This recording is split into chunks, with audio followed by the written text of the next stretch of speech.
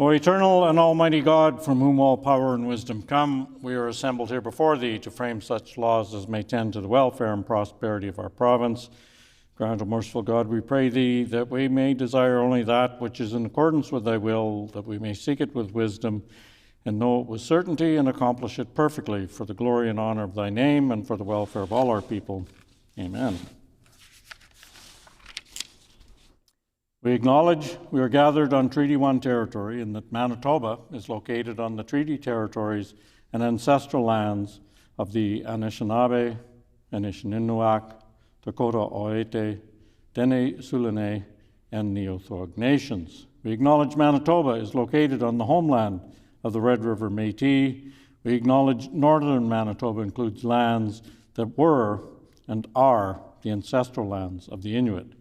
We respect the spirit and intent of treaties and treaty making and remain committed to working in partnership with First Nations, Inuit, and Métis people in the spirit of truth, reconciliation, and collaboration. Please be seated.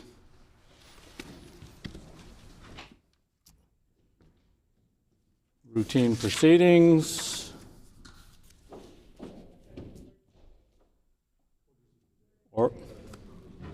Orders of the day.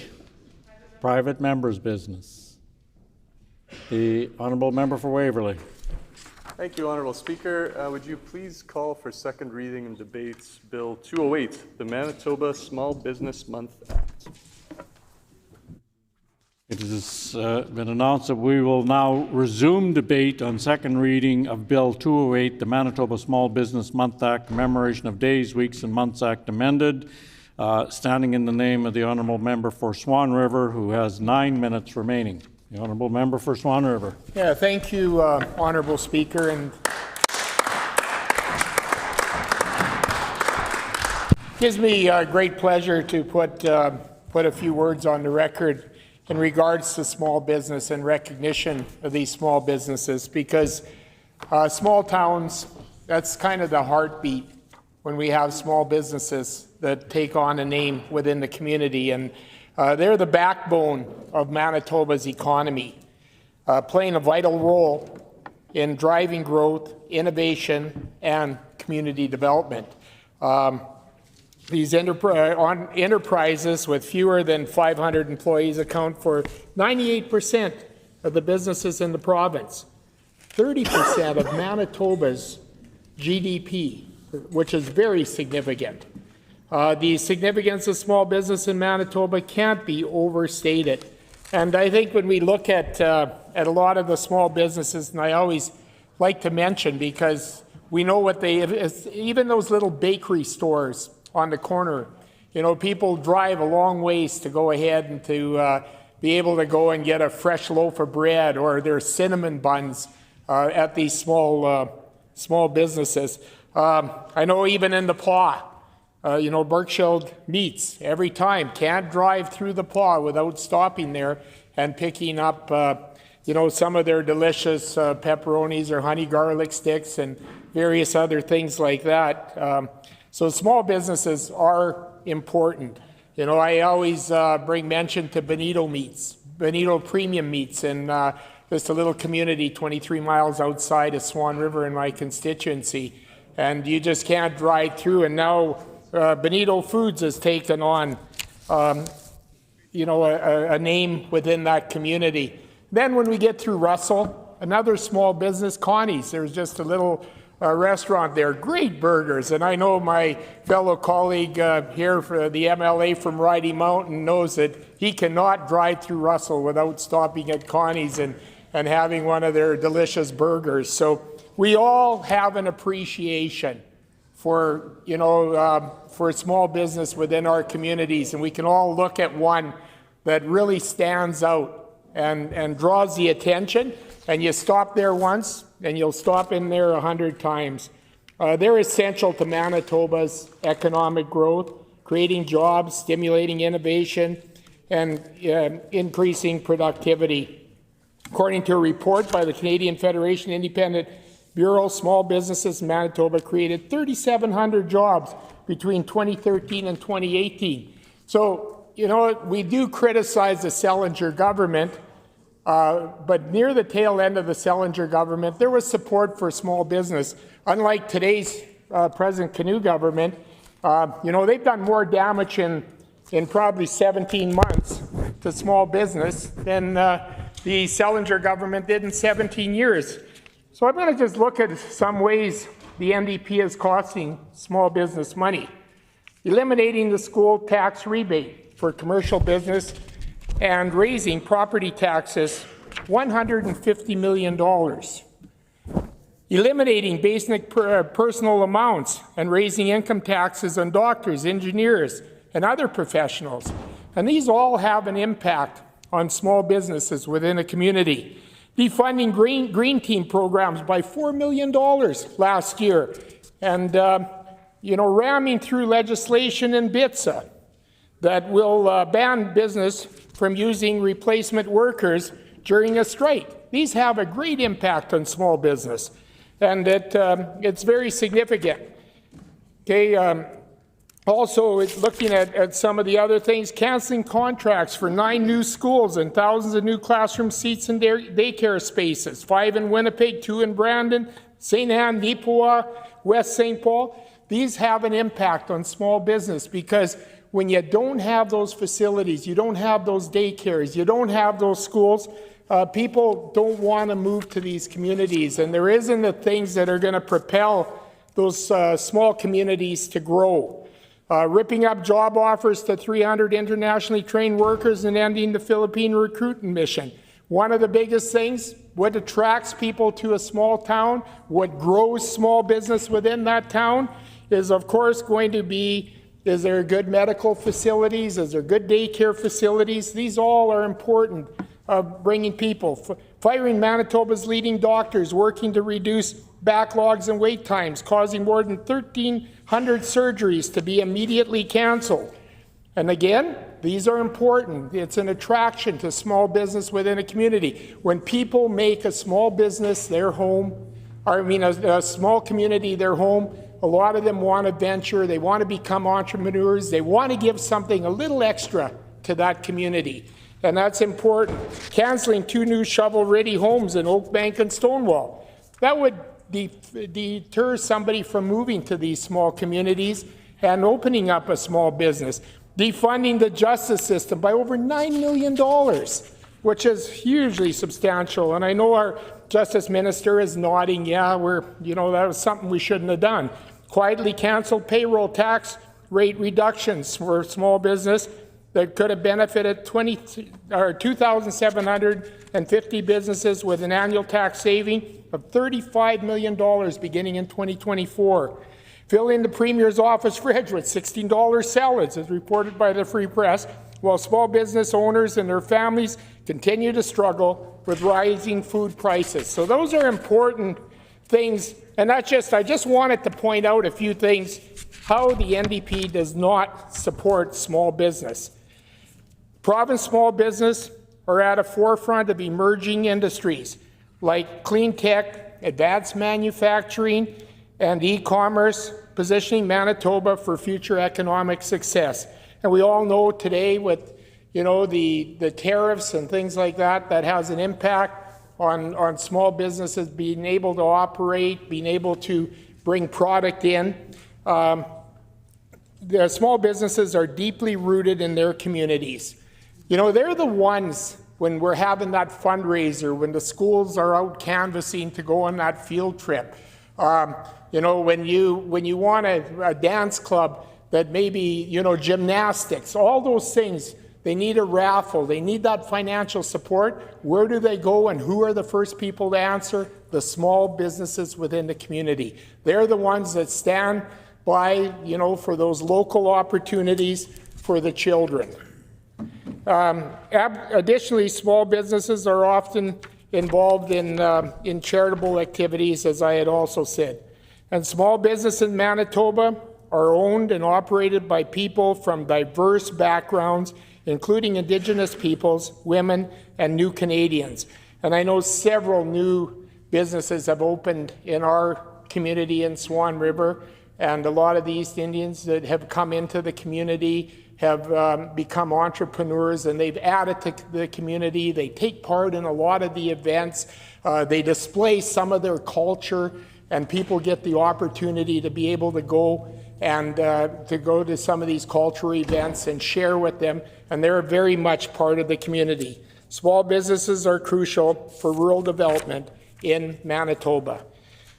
I think time is running low here with my last couple of minutes, so I just maybe want to mention, in conclusion, small businesses are the lifeblood of Manitoba's economy during growth, innovation, and community development. They create jobs, they stimulate innovation, and contribute to local economic growth, making them essential for a province's prosperity. The government of Manitoba recognizes the importance of small business and is committed to supporting their growth and success. As the province looks to the future, it is clear that small businesses will continue to play a role in shaping Manitoba's economy and in shaping our communities. Thank you, Honourable Speaker. The honourable member for Dawson Trail. Good morning. I'd like to put a few words on the record regarding Bill 208, the Manitoba Small Business Month Act. It's a pleasure today to put some words on the record about making the month of May Manitoba Small Business Month. As someone who's witnessed communities grow as a result of small businesses and the impact that one individual or one company can have on a community, I'm quite pleased to put these words on the record. I'm thinking about the community of St. Anne when I talk about that in TNT Properties and the investment that one individual decided to make in one community, which resulted in that community becoming one of the fastest growing in the Southeast. I know St. Anne has multiple businesses, but there's always been one man behind getting all these businesses started. I know Ken Tarad has invested in that community, and whether it was just building Phoenix Cheer a spot for them to start their or to have a bigger space for their cheer, he's definitely a community-minded person. He's built multiple housing. He's built the very mall that I'm in, actually, and as a result of his small business, you can see that growth continue. I know he's also moved into other communities such as Lorette and Landmark and started to do developments there as well, which has resulted in more growth in the communities around me. When I think about small businesses, I also think about the Chicken Chef in Lorette, and I think you'd be hard pressed to find in any community outside of the perimeter that there isn't a Chicken Chef, or there was a Chicken Chef at one time. They're great gathering places. I know the one in Lorette has been great for me to go and talk with business owners and other people in the community with my coffee with Bob's and so on. So it's really a testament when you have these places that you can go meet and gather and talk and learn about each other and each other's needs and so on and so forth. It also helps give better accessibility when you're in rural Manitoba, when you're able to go to these little local small businesses and grab a coffee and talk with constituents. And in Lorette, I also know like this is another staple of rural Manitoba are the home hardwares. And Lorette also has a home hardware. And when I think about that home hardware, I think about the man who started it and how he turned it over to community members who now run it, and they are running a very successful small business there in town. I can think about community businesses such as CS Gardens in Lorette as well. I know Chris Maximic, I've had the opportunity to talk about him and his small business and what he does in the community. And I know, thinking back to the Lorette Arena Community Complex, he was key in that 36-hour fundraiser. And touching on what the member for Swan River had said, it's these small business community-minded people that really are responsible for getting a lot of these initiatives off the ground. And I know Chris and his crew raised a lot of money for that complex and waited a lot of years for that complex. I am going to move over to the community of, speaking of small businesses here, I'm going to move over to the community of Landmark and some of the small and large businesses that we have over here. I can think of the local co-op and how it's a center hub for everything in this community. We have in there a bistro, we have the post office, we have a liquor store, we have, the gas station as well. And really, I can think about the times where I've walked in there and you just see the community spirit and the community buzz that that small business brings. Um, it's a great gathering place. I know a lot of the farmers will go for coffee when they're not seeding or harvesting, and it's a great opportunity to connect with them as well. I also think of some of the larger businesses here in Landmark and how actually it's unfortunate that the ag minister doesn't take some of the tariffs and those things a little more serious. But when we think about companies like Maple Leaf that have their headquarters here in Landmark, and how it's also a community-driven business because it employs a lot of people in the community. I know at some point they would have had to have started as a small business as well. I also think of Richardson Pioneer that has that they've got a facility here in town as well, and how it also employs and contributes to this community.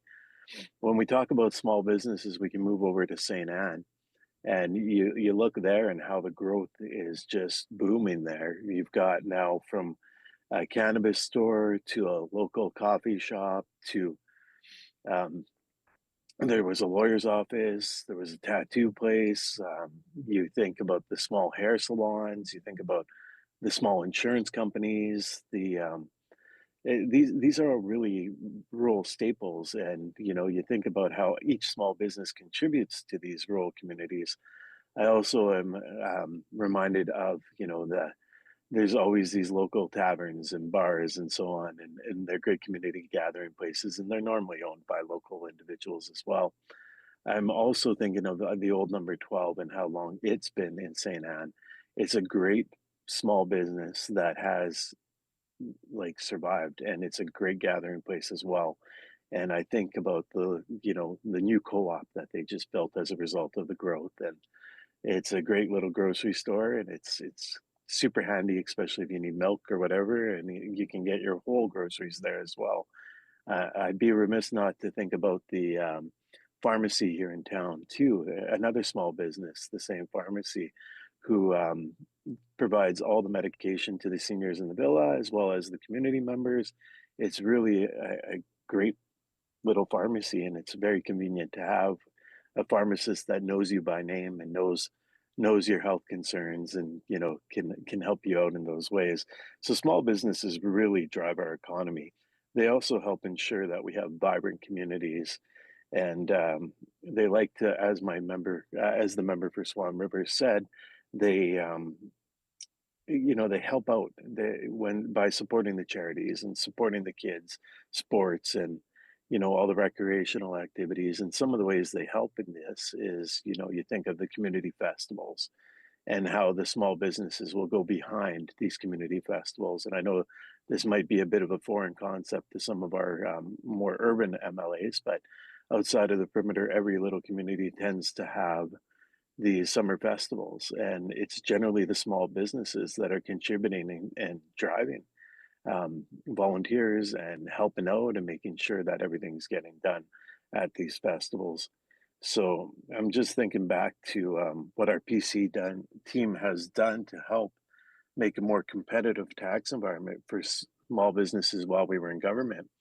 We have maintained a 0% small business tax rate to help keep our businesses competitive in a global marketplace. And when you talk about these small communities, and that's an important thing. Like each small business, sorry, I'm going to veer a little bit away from that, but each small business actually contributes to another business. I can think of, where they get their supplies, where they get their goods, and it's always local, and it's normally driven from local Manitoba businesses because they like to support one another. I'm thinking a little bit about, how things that would harm it is not holding the line on municipal and school division property taxes. That puts an unnecessary burden on a lot of these businesses, and their taxes have to go to pay something that we were in the process of reducing. You know, you could the ways we could that we had helped was we removed the PST from personal services and helped many small barbershops and salons become a little more profitable. And back to what I was saying earlier, when you invest and you take these burdens off of these small businesses, it allows them to invest in other community activities and growth. And this is great for the Manitoba economy. We had kept our corporate tax rate competitive with other provinces and started to make our tax rates more competitive by indexing the basic personal amount and tax brackets to end back creep. We had given MPI rebates that had helped businesses with fleet vehicles, and we worked with to give workers' compensation board rebates to employees while we were in government. Employers, sorry, not employees. We helped beer vendors and liquor retailers, and I touched on that a little bit in my first part of the speech. These are the places where people in these small communities go to get all their services when it comes to alcohol and beer and so on and so forth. And it actually can be argued that a small business like that contributes a bit to the safety of a small community. The honourable member's time has expired. The honourable member for Waverley On House business. on House business. Honourable Speaker, pursuant to Rule 34, Bracket 7, I'm announcing that the private member's resolution to be considered on the next Tuesday of private members' business will be one put forward by the honourable member for Kirkfield Park. The title of the resolution is Public Safety Strategy Progress. It has been announced that pursuant to Rule 34, Bracket 7, that the private member's resolution to be considered on the next Tuesday of private members' business will be the one put forward by the honourable member for Kirkfield Park. The title of the resolution is Public Safety Strategy Progress. The honourable member for Roblin.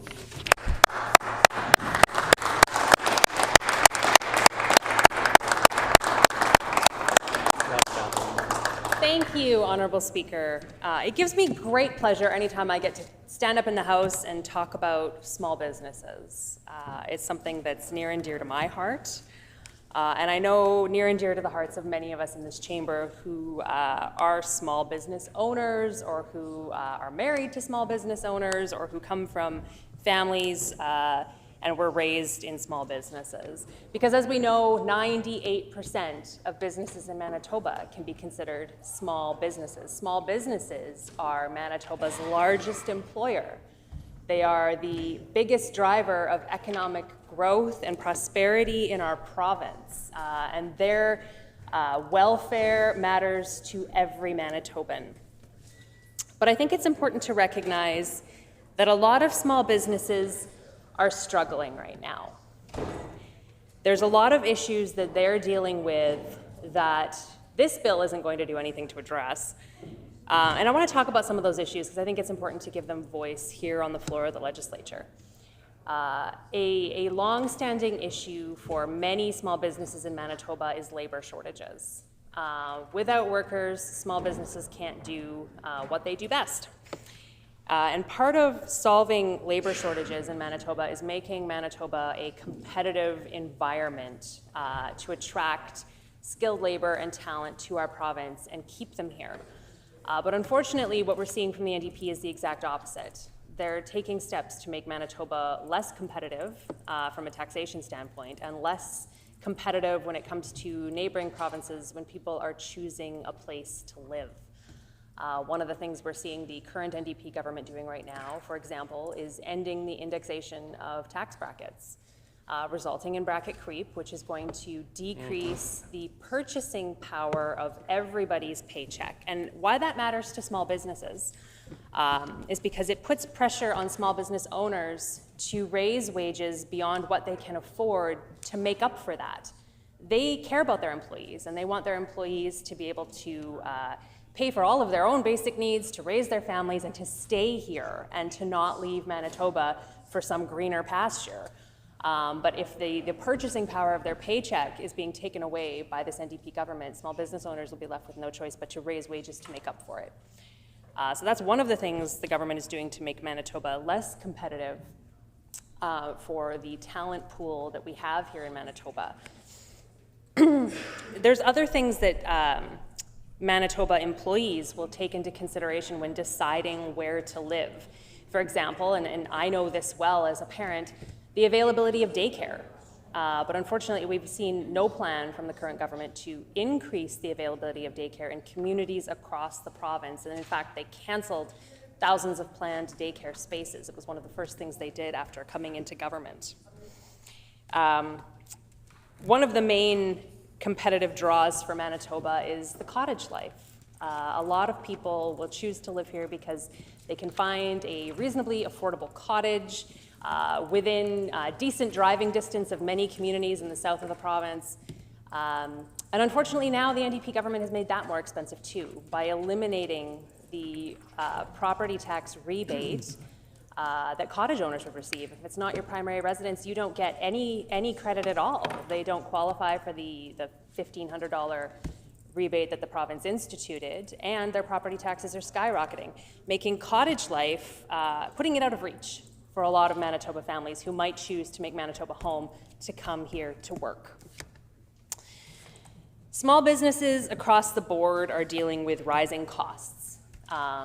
Supply chain disruptions that began during COVID and have persisted through this era of great uncertainty around tariffs have resulted in a lot of small business owners' costs going through the roof. In that environment of uncertainty, it's very difficult for small business owners to operate. What they don't need is a provincial government that piles on. For example, by eliminating any property tax rebate commercial property owners would have received. So small businesses that own their property and pay property taxes now in Manitoba are going to be paying more across the board. 100% of commercial property tax owners will be paying more property tax under this NDP government. The NDP also did away with the PST remittance commissions that were paid to small businesses. Small businesses under the previous PC government got a small fee for collecting PST on behalf of the province. The NDP said, nope, we'll take that, further driving up costs for small businesses. And it may seem like a small thing to members of the NDP, but to small business owners right now, and particularly in this environment, every dollar counts. And then the NDP went along and absolutely gutted Manitoba's award-winning red tape legislation. Absolutely abandoned any pretense of caring about red tape, completely ignoring the fact that red tape comes with tangible costs for small business owners. There's all kinds of studies, there's all kinds of facts that prove it. The NDP said, no big deal, and gutted it. So now small business owners are going to be dealing with increased regulations and all of the costs that go along with that. And why that has a cost to small business owners is because most small business owners don't have, for example, a compliance department, an HR department. In many cases, it's the small business owner doing that work to ensure they're in compliance with all of the regulations that the NDP like to put on them. So when regulations increase, there's a cost in time, and you can assign a dollar value to that for small businesses. Let's not forget that they rammed through an array of anti-business legislation through BITSA last year. All in all, making it very difficult for small businesses in Manitoba to operate and making it entirely feasible that small businesses will shut down or move to other provinces who have governments that are much more business friendly. I would be remiss if I didn't take this opportunity in the House to highlight some of the many small businesses in the Roblin constituency.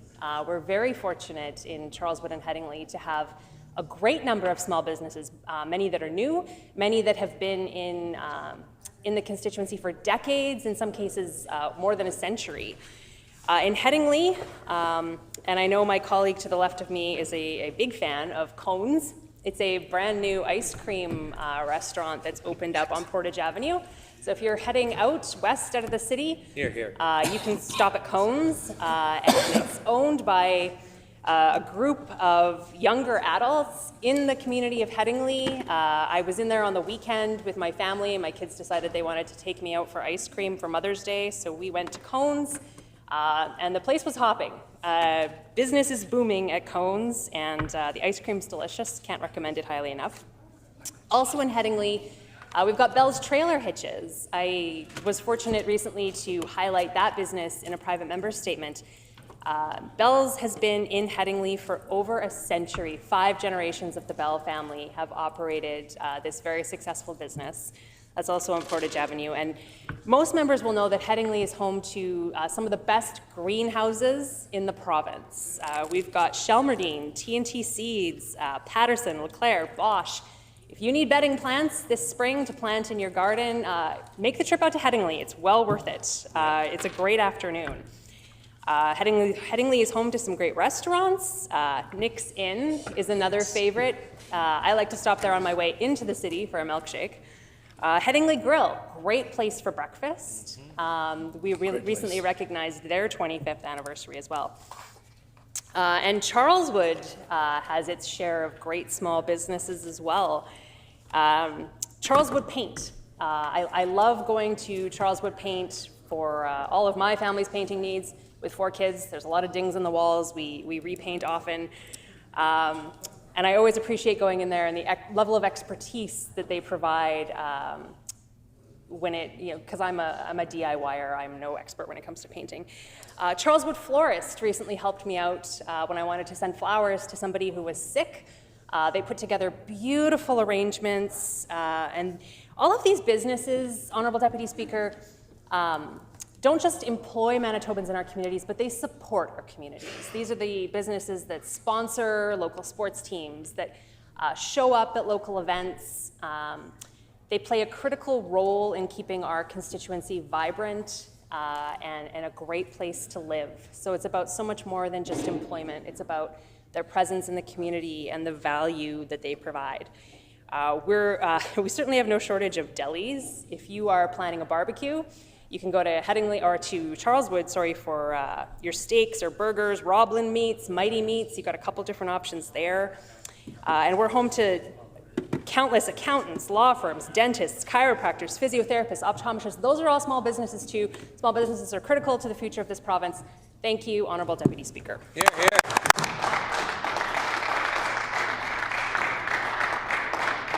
The Honourable Member for Interlake Gimli.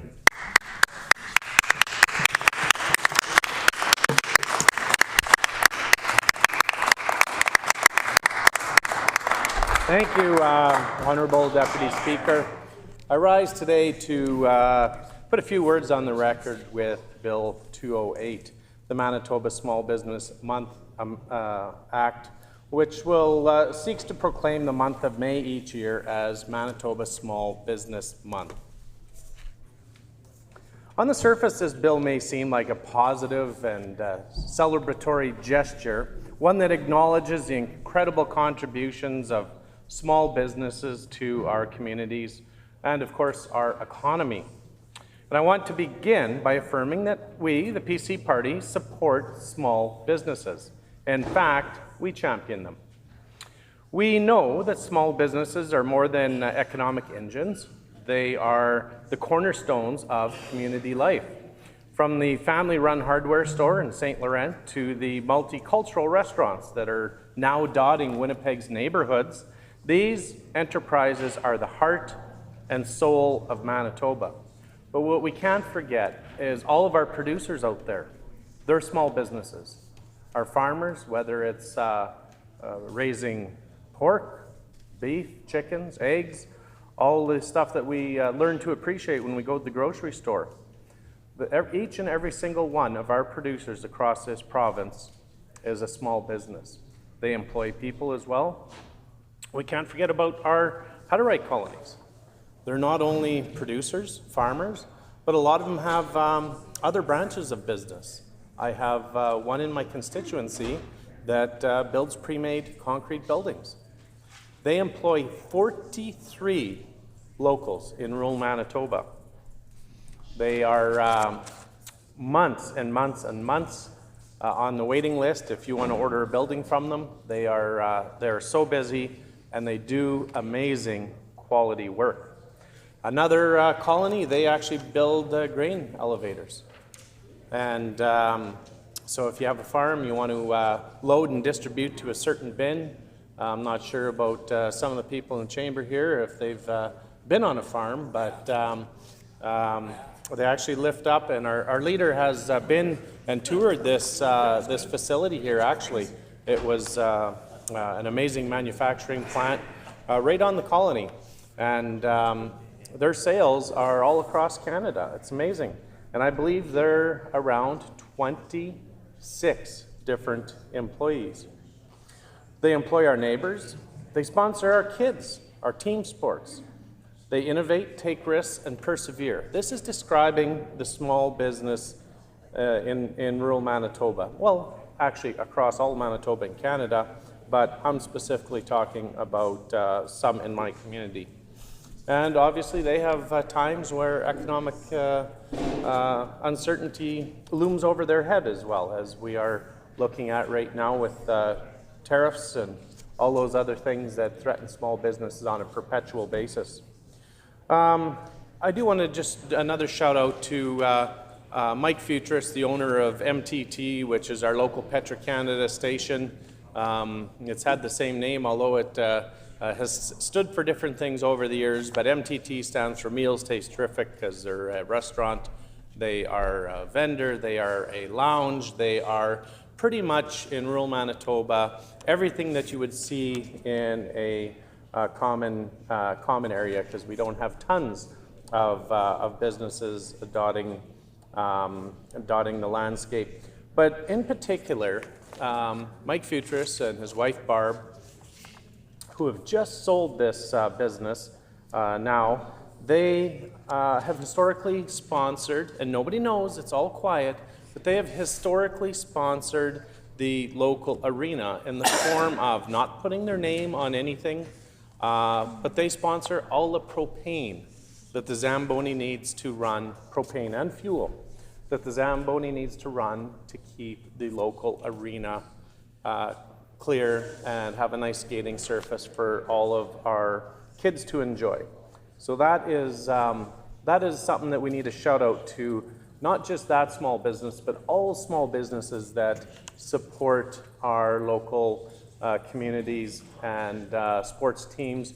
I think if you look at any baseball team in rural Manitoba, you'll see, whether it's our local Kubota dealership or John Deere dealership, you'll see the sponsors on the uniforms where they're allowed to wear them.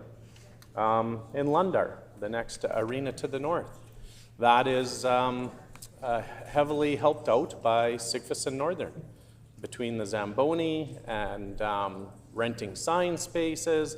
All those things add up from these businesses to support local communities. So, Honorable Speaker, we must ask ourselves Honorable Deputy Speaker, my apologies. We must ask ourselves, what does this bill actually do to support small businesses? Because while the NDP government is proposing to dedicate a month in name to small businesses, their actions of their government have done anything but make life easier for those small businesses. Declaring a small business month without backing it up with real, measurable support is not leadership. It's symbolism without substance.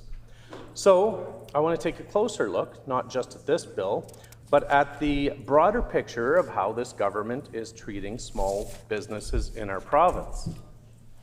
Let's start with the obvious question. What are the actual benefits of Small Business Month? Will there be programs? Will there be grants?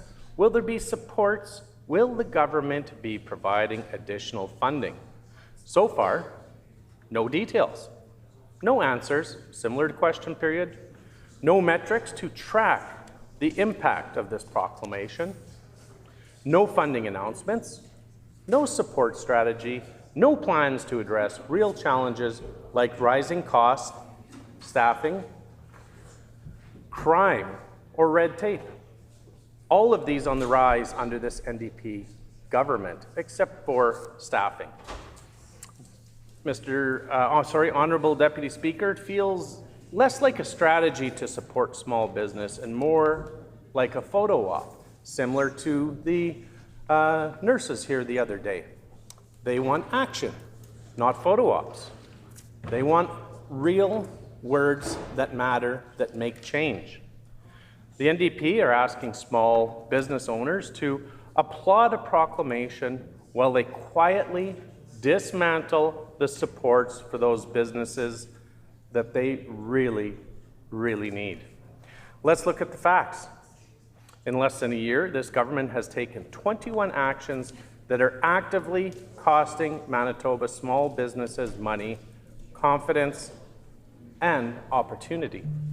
First, the NDP eliminated the school tax rebate for commercial businesses and raised property taxes a staggering $150 million. That is a direct hit on the bottom line of small business owners in every single corner of Manitoba. Second, they have raised income taxes by eliminating the basic personal amounts exemptions, punishing the very professionals, doctors, engineers, tradespeople who keep our economy moving and support small enterprise. In rural Manitoba, they say a dollar that is spent in the community, and Winnipeg it might circulate a couple, 3 times. In rural Manitoba, it's different. That dollar goes from business to business to business. When farmers have a good year in Manitoba, Manitoba has a good year. They're finally catching up on the repairs, much needed repairs. They're purchasing new equipment, and that is how rural Manitoba depends on small businesses. On this side of the House, Honourable Deputy Speaker, we had reduced red tape when we were in government. Every regulation that was brought in, new regulation that was brought in by government, that department had to remove 2 regulations, resulting in much, much less red tape and regulations. Some of the regulations that the member for Springfield-Rashott had removed still insisted that frost shields, for example, were required on windows. The regulations that we have are ludicrous. The NDP got rid of that policy as soon as they took office. So I guess maybe they'll bring back in frost shields. Who knows? They are a time government that is going to be a one-hit wonder. They are soon going to realize that their time is expiring, just like mine. Thank you for the time, Honourable Deputy Speaker.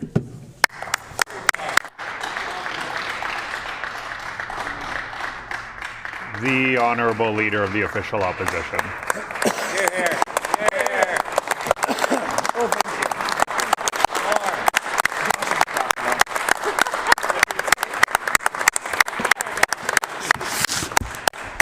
thank you, fellow PC colleagues, and thank you, Deputy Speaker. It's nice to get a rounding applause from the PC caucus and the PC team, who actually support small businesses. Honourable Deputy Speaker, not just symbolism, like my colleague from Interlake Gimli says. You know, you got members of the NDP already heckling me in the first 20 seconds of me standing up to put some words on the record about making May Manitoba Small Business Month. You know, it shows you the class of the NDP, Honourable Deputy Speaker, that when I'm standing to talk about how great small businesses are, they want to make it personal. They want to attack. Shows you their true colors. But we on this side of the House will rise above the pettiness of the NDP, and we will talk about how great small businesses are and how much they're doing for our economy.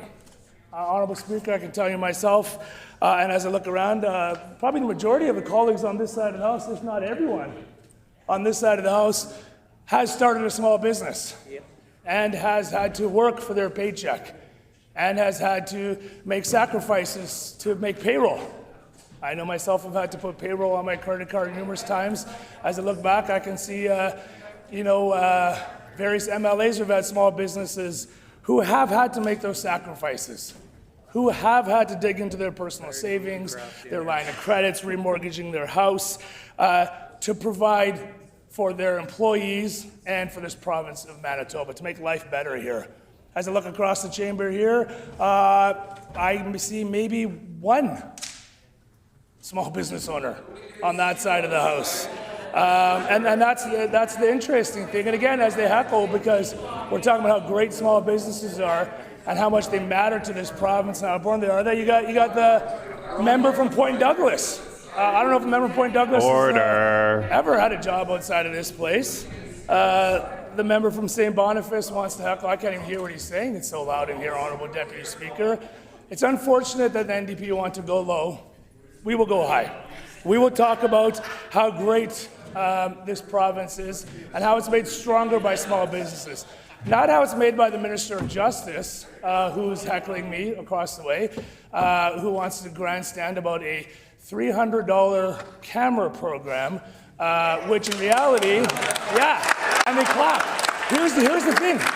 And they'll clap for a $300 camera. It shows you the disconnect, Deputy Speaker, that they have no idea that a commercial camera costs about $1,000 for one camera. $1,000 for one camera. And not on top of that, Honourable Deputy Speaker, this system, the infrastructure, the monthly payments. The Minister of Justice has no clue. He has no clue. His reality is not based in reality. It's based in this fake unicorn-filled world that he can just announce things and everything's going to go away. Exactly like this bill is trying to do here. They're going to announce that this is a Manitoba Small Business Month Act and it's going to make Manitoba businesses that much better. In reality, like my colleague from Interlake Gimli says, it actually does nothing. It doesn't address anything. It doesn't talk about grants. It doesn't talk about funding. It doesn't talk about supports for small businesses. All it talks about is small businesses, which is great. But what are they actually doing for small businesses? We've asked them in question period. We've asked them here today. Nothing. Nothing. They don't want to talk about anything because this bill to the NDP, like most of their legislation, if not all of it, is just surrounded, just encompassed in smoke and mirrors and symbolism. Now, you know, the Minister of Justice has some strong words that he wants to say. Well, I welcome them. I asked him to stand up and let's debate it here. What it's supposed to be. Instead, they want to heckle. They want to, yell absurdities across the way. When we on this side of the House, the entire PC caucus supports small businesses. We have ran small businesses. We know what it takes to run a small business. Last night, I was honored to attend the Manitoba Chamber of Commerce LG Champion Awards last night, and the minister from Brandon, or the MLA from Brandon East was there. And it's funny to show the disconnect in that room from what the NDP are trying to paint and what Manitobans actually see. So normally you go to an event and the minister's there, that's the minister's portfolio. There should be a round of applause for him. You can literally hear crickets in that audience when they announced him. And yet, when they announced, like the NDP do, they go low, introduce his colleagues, no applause. The relevance for them across the way is that this was the Manitoba Chamber of Commerce Champion Award for Small Businesses. It doesn't get any more relevant than that. It goes to show you they have no idea. We got more applause in here with our 20 colleagues than they did in an auditorium full of members because no one knew who the minister was. And the comments were, what have they actually done for us, Honourable Deputy Speaker? People in the crowd said, who is this guy? What has he done? Nothing. Then what happened was they introduced the PC colleagues, Honourable Deputy Speaker, and the room erupted in joy. People were ecstatic, rounding applause, on their feet, supporting small businesses. So much so that I think a minister actually tucked tail and ran out the back door. He was so embarrassed, Honourable Deputy Speaker. Again, the relevance is that this is a Manitoba Chamber celebration of businesses, and the NDP have no idea what they are actually talking about. Order. So when it comes, Honourable Deputy Speaker, you might not think it's loud, Honourable Deputy Speaker, you might not think it's loud, but I can't even hear the words that are coming out of my own mouth, let alone, I don't know how you're hearing what I'm saying up here. The behavior by the opposition when we're talking about how great small businesses are is concerning. And I would say on this side of the House, we respect the authority of the chair, and we respect this building and everything we're doing here. And again, the member from River East Kelowna wants to heckle me, as all the members do. That's okay. So let's get back to why small businesses are amazing, what they do for this province. Not only the sacrifices they make, I want to take a second and acknowledge some of the businesses yesterday that were at the Manitoba Chamber of Commerce. Businesses like QDoc Inc. in Winnipeg, Lynn and Leanna Designs in Steinbach, a great company. Great local Manitoba company. If you want something for a great gift, you got to go to Steinbach. The MLA there not only is one of the best MLAs this province has ever seen, but also this company here, Lynn and Leanne Designs. Friesen Corporation in Altona, another great business. Oh, this one's a massive upcomer here in the province. Southport Aerospace Center with a great MLA from Portage La Prairie was there full force in support. I believe they're so honored to have that MLA, Honorable Deputy Speaker, and they see the work that he does. They actually brought him up for a picture up on stage. And they asked the minister from that side of the house to actually get off the stage while he took a picture there. You look at Nonsuch Brewing in Winnipeg, Valley Fiber, Winkler, amazing work they do. And the MLA from Winkler, Morden, I want to give her, a massive round of applause for that MLA and the work she's doing in supporting small businesses. Now, one round of applause for the members opposite, Honorable Deputy Speaker.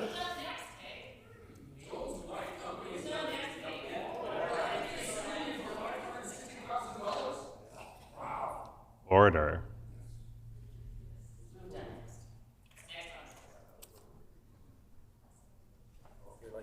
I know my light's on. Just waiting for some order to come to the House here so I can proceed if we're going to keep having this. We're going to keep having this rousiness from the other side. I can understand that. Members opposite don't like it when we talk about support for small businesses and all the support on this side of the House, when in reality, all they have is daggers and hate on that side of the House. Honorable Deputy Speaker, you look at individuals like Derek Earl, the chair for Biz for Climate in Winnipeg here, Marcel Cringe, founder and CEO, Bushels Plus in Brandon, another great company in Brandon.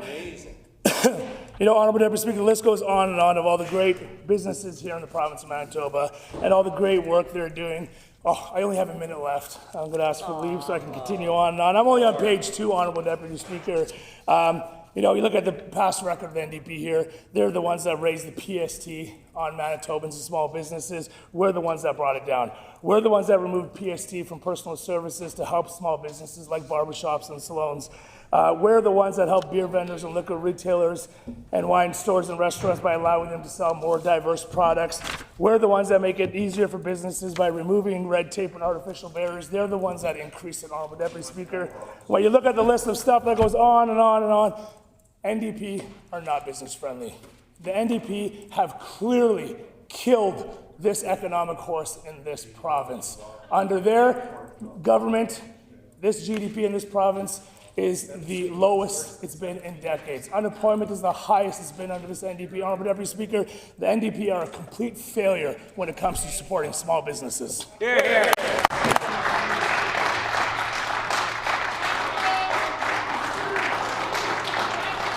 The honourable member for Midland. Thank you, Honourable Deputy Speaker. I think it's very telling that this NDP government has put forward so few speakers to speak to what should be a very important bill. And as my colleagues have stated this morning, our PC team supports small business, as many of the members from our side of the chambers have either owned a small business or worked in small business. We are also all from small communities that are built on homegrown entrepreneurialism. Our small communities are amazing thanks to those family businesses and the people that donate not only their time, but also significant dollars to make our communities incredible. Everything from rinks to playgrounds to school projects, those are all coming from the individuals that live and work in our communities. And those of us on our side of the bench know firsthand what it takes to actually do a payroll. As the leader of the opposition mentioned, there are very few individuals from the other side of the bench that have ever had to do a payroll or have even owned a small business. Our side of the bench knows and has faced the cost implications of red tape, something the NDP clearly does not have an understanding of, as they brought in Bill 16, removing the 1-to-1 ratio of, or 2-to-1 ratio of removing red tape reduction, something that the CFIB has previously said has been a huge benefit to small businesses in Manitoba by eliminating that red tape, and the NDP has put us backwards on that process. The NDP has clearly positioned itself with an anti-business rhetoric over just the short, almost 2 years that they have been in power. As we've seen over the past number of years with the Trudeau Liberals, as well as the Canoe government, our reliance on foreign markets has grown significantly, where it's often cheaper to import goods from half a world transported by sea, rail, and truck than it is to domestically produce. We know that there are more restrictions on interprovincial trade than intercontinental, differing environmental regulations, licensing requirements, labor requirements, health and safety legislation, tax policies, alcohol taxes, trucking restrictions, among a host of others. And these barriers are costing small businesses, and the trickle-down effect costs consumers. This is a problem. This is exactly why Canada's in the predicament it's in. And right now, the NDP are halting legislation to remove those interprovincial barriers that would, in essence, support small businesses and improve our ability to do business, not just within Manitoba, but across the country. So it's disappointing that the NDP refuses to support Bill 227 to remove interprovincial trade barriers and enhance labor mobility, despite the fact that Montreal Institute and CFIB have both indicated that Manitoba could be among the greatest benefactors across the country. So here we have a bill before us today that is supposed to support small business. But the NDP's actions speak louder than words, and their actions are showing that they don't support small business in Manitoba, because the bills that are before the House today, such as Bill 227, the NDP are halting, which actually would have tangible and meaningful positive impacts to small businesses in Manitoba. We have a skilled worker shortage here in Manitoba. We know that we need doctors, nurses, veterinarians, skilled workers, skilled tradespeople, welders, yet this NDP is halting the progress to bring those workers that Manitoba need the most. We need to foster a better business environment here in Manitoba. Tax competitiveness has been significantly weakened by the Canoe NDP over the past almost 2 years. Ideological decisions like carbon taxation, land use limitations, regulatory red tape, all have made it increasingly difficult to start or expand a business here in the province. The job-killing payroll tax is one example that penalizes companies that actually want to hire more Manitobans. That needs to be eliminated. When the NDP had the opportunity a year ago to increase the thresholds, they chose not to, and instead have delayed increasing those thresholds. When this matter is again before the House, the honourable member will have 5 minutes remaining. The hour is now 11 a.m. and the time for private members' resolutions has begun. The resolution before us this morning is the resolution on protecting women's health in Manitoba, brought forward by the honourable member for Fort Richmond. The honourable member for Fort Richmond. Honourable Speaker,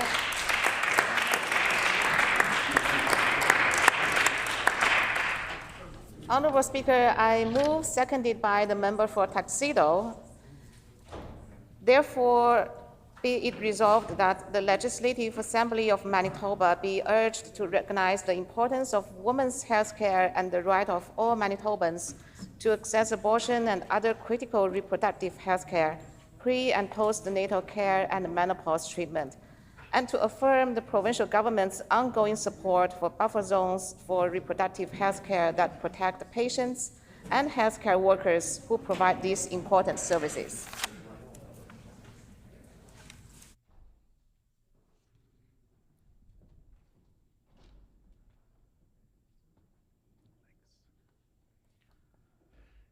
It has been moved by the Honourable Member for Fort Richmond, seconded by the Honourable Member for Tuxedo. Whereas women have historically faced barriers to accessing reproductive health care.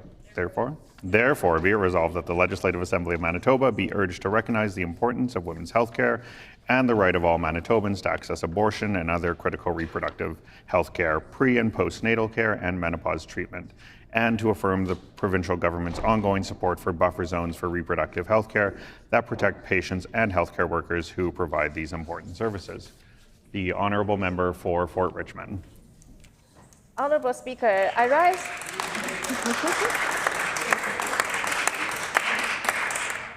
Honourable Speaker, I rise today to speak about an issue that is deeply personal, not just to me as a mother and a woman, but to so many across our province, protecting and strengthening women's health care in Manitoba. Healthcare is not just about hospitals, clinics, or policies. It's about people. It's about families. It's about ensuring that every Manitoban, regardless of their age, background, or identity, can access care that is safe, respectful, and culturally appropriate. And for far too long, women's health care has been overlooked, underfunded, and deprioritized in this province. We know what happens when governments don't prioritize women's health. It's women who pay the price. And too often, those most affected are women already facing additional barriers: low-income families, Indigenous women, newcomers, racialized communities, and rural Manitobans. Honourable Speaker, I speak not only as the first Chinese-Canadian MLA in Manitoba's legislature, but as a mother of 2 young children. I remember what it was like to become a new mom in a new country. It was overwhelming. While navigating the new country's healthcare system, including prenatal care, childbirth options, and postpartum support, building a support network, and embracing the cultural differences. I didn't know where to turn. I didn't always know the questions to ask, and I certainly didn't always feel like there were enough services available to support me.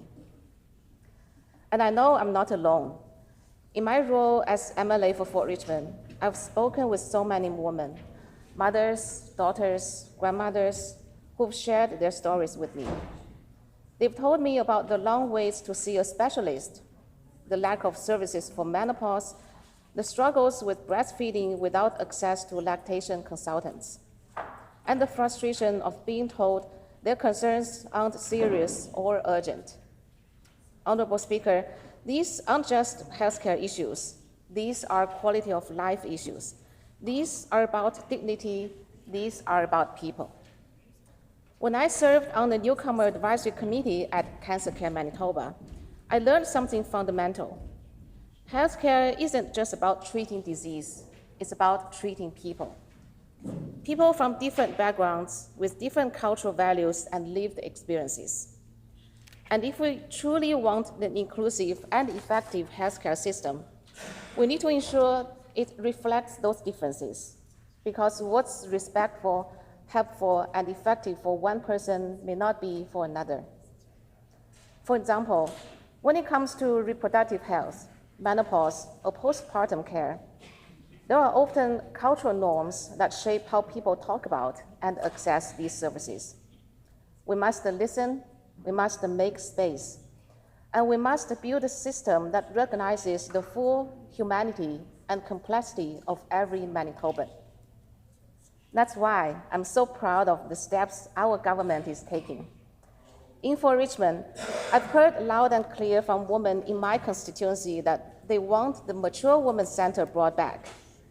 And today, I'm proud to say that we are doing just that. The center at the Victoria Hospital was a lifeline for many women, offering care in areas like menopause, osteoporosis, and heart health.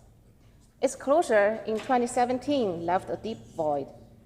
But our government is restoring and expanding that care with a $10 million investment in services that address the real and urgent needs of women in our community.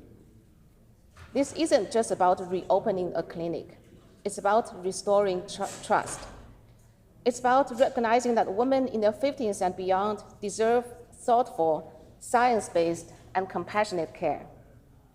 We're also investing in hormone replacement therapy, another issue I've heard about from so many women. Menopause and perimenopause are not just the phases to get through. They can deeply impact the mental health, quality of life, and relationships. This care must be accessible, affordable, and rooted in up-to-date research.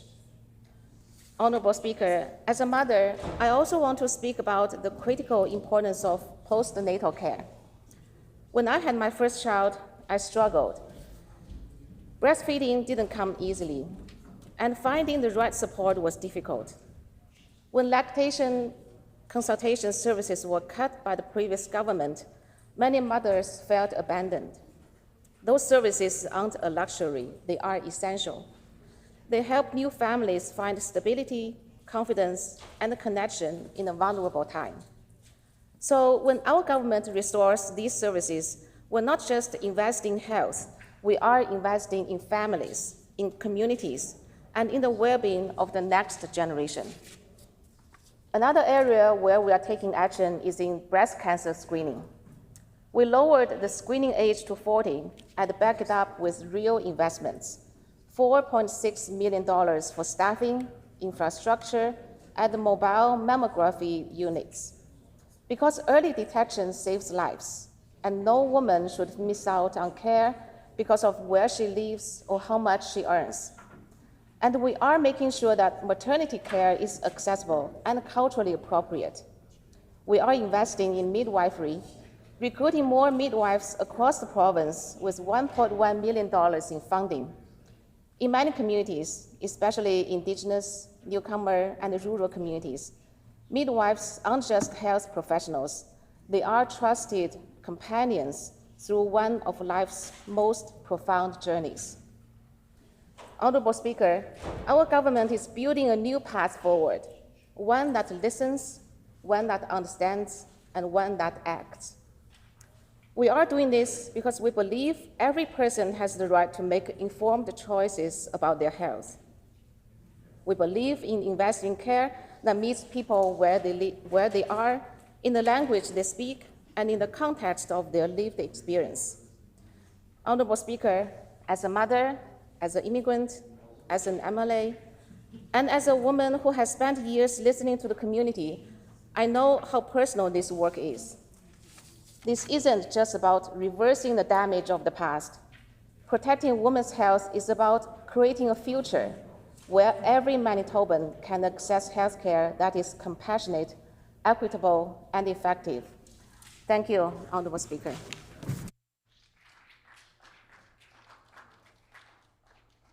A question period of up to 10 minutes will be held, and questions may be addressed in the following sequence. The first question may be asked by a member from another party, and any subsequent questions must follow a rotation between parties. Each independent member may ask one question, and no question or answer shall exceed 45 seconds.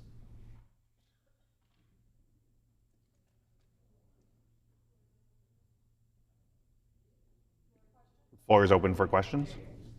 The Honourable Member for Roblin. Thank you, Honourable Deputy Speaker.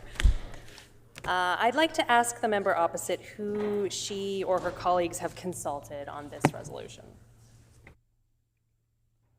The Honourable Member for Fort Richmond. Honourable Speaker, first of all, I want to thank the Minister of Health and Minister of Families for they have done a tremendous job of consulting with many groups and many individuals and many frontline workers that represent the voices of women and families in our communities. And also, as a mother of 2 young children, I've personally connected with many women who have shared their struggles navigating women's healthcare. And Minister of Health and Minister of Families have done a lot of work in the community to ensure that health services are accessible and culturally respectful. Listening to the stories and concerns is at the heart of the work we are doing, and it is helping shape the support we offer. Thank you, Honourable Speaker. The Honourable Minister of Sport, Culture, Heritage and Tourism. Thank you, Honorable Deputy Speaker, and I congratulate my colleague from Fort Richmond for bringing this very important resolution forward.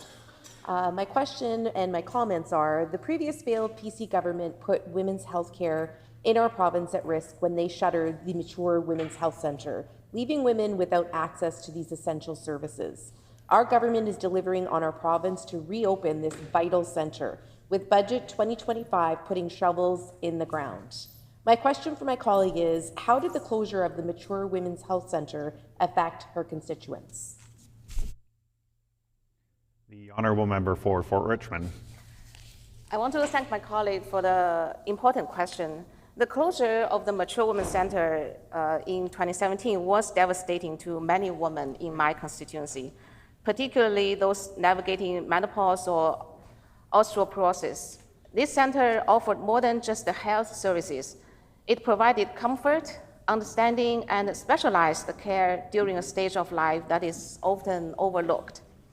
I heard from women who felt as though their concerns were no longer valid and that their needs didn't matter.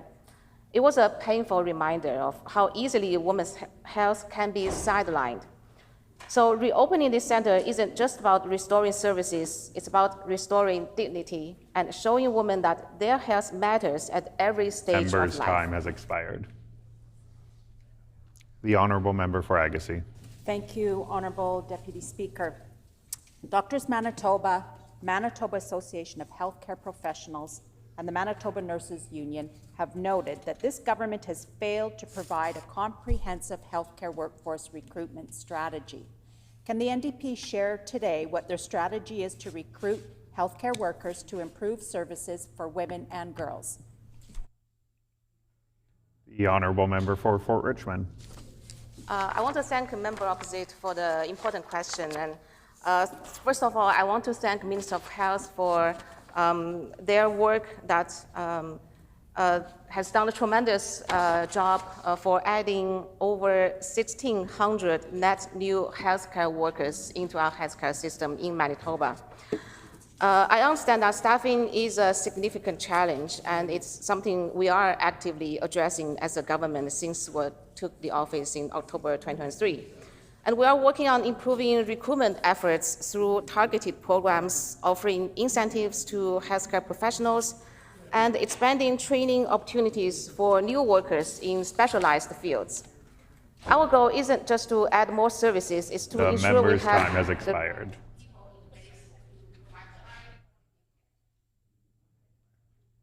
The Honourable Minister of Sports, Culture, Heritage and Tourism. Thank you, Honourable Deputy Speaker. Everyone deserves equal access to health care, which includes abortion services. Under the previous failed PC government, the Women's Health Clinic had to turn away over 500 women seeking access to abortion services because of their malicious budget cuts to our healthcare system. Can my colleague share with the House what our government is doing to support the Women's Health Centre? The Honourable Member for Fort Richmond. Honourable Speaker, I want to thank my colleague for this important question. Reproductive health is fundamental to well-being and personal autonomy. The previous government's failure to adequately support these services left a lot of Manitobans in very vulnerable positions. And I remember speaking with people who had to travel long distances or wait for far too long to receive care. So our government is turning the page by investing in clinics that provide these essential services and by upgrading the infrastructure needed to deliver that care. Thank you, Honourable Speaker. The Honourable Member for Morden Winkler. Thank you, Honourable Deputy Speaker. One of the organizations, or some of the organizations, are pregnancy care centres across Manitoba. They do so much to help support women and in their healthcare journey when pregnant and having babies. Which pregnancy care centres were consulted through this bill? Thank you. The Honourable Member for Fort Richmond. I want to thank the member opposite for this question, and again, I want to give this credit to our Minister of Health for their tremendous, amazing job that has been done in terms of listening tour, talking to frontline workers, and adding over 1,600 net new healthcare workers. And also, I understand the concern about accessibility, and it's something that we are actively addressing. And our goal is to ensure that all Manitobans, no matter where they live, have timely access to the care they need. Thank you, Honourable Speaker. The Honourable Minister of Sport, Culture, Heritage and Tourism. Thank you, Honourable Deputy Speaker. The previous failed PC government put women's health in our province at risk when they cut lactation consultation services at the Women's Hospital. My question for my colleague is, how did the PC government's termination of the lactation consultation service affect new parents in her constituency? The Honourable Member for Fort Richmond. Thank you, Honourable Speaker, and I want to thank my colleague for this question. And as a parent myself, I know just how overwhelming those first few days after childbirth can be. In my constituency, many families told me how critical lactation consultation was to their early parenting journey. These services helped them feel supported, equipped, and reassured.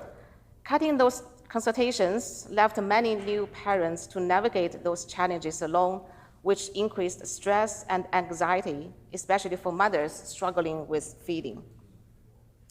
And our government recognized that, and we are actively working towards that, which can make a lifelong difference. Thank you, Honourable Speaker.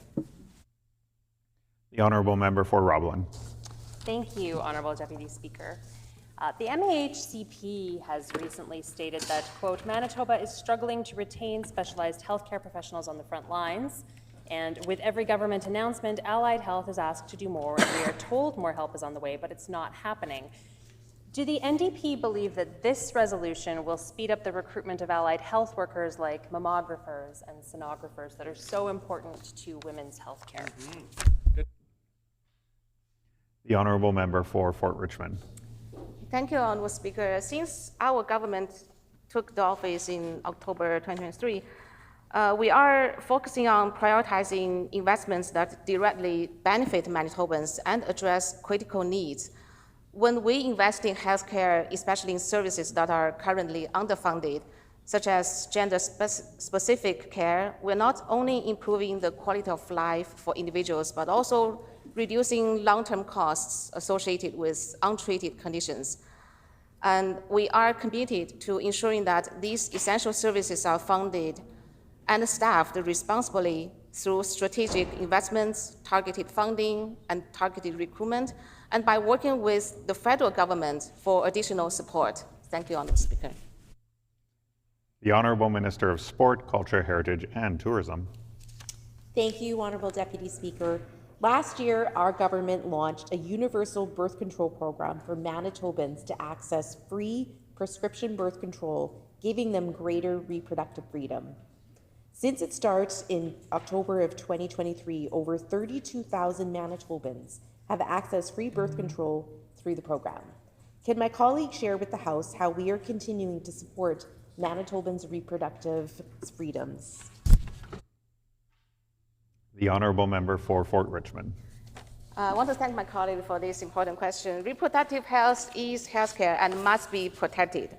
Promoting reproductive health care means ensuring people have the ability to make informed, responsible decisions about their health and futures. When people can access reproductive health services without worrying about the cost, they're better able to plan their futures, care for their health, and make informed decisions. With Budget 2025, we are expanding this program to cover more options, because reproductive health is more than a prescription. It's about having real, equitable choices. Thank you, Honourable Speaker. And with that, time for questions has expired. The floor is open for debate. The Honourable Member for Roblin.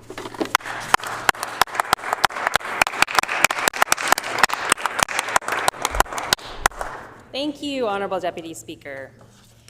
Another day, another partisan NDP resolution patting themselves on the back. This seems to be how we spend private members' hour when it's the NDP's turn, rather than doing work that will benefit Manitobans. The NDP, as usual, want their gold stars, want their pats on the back.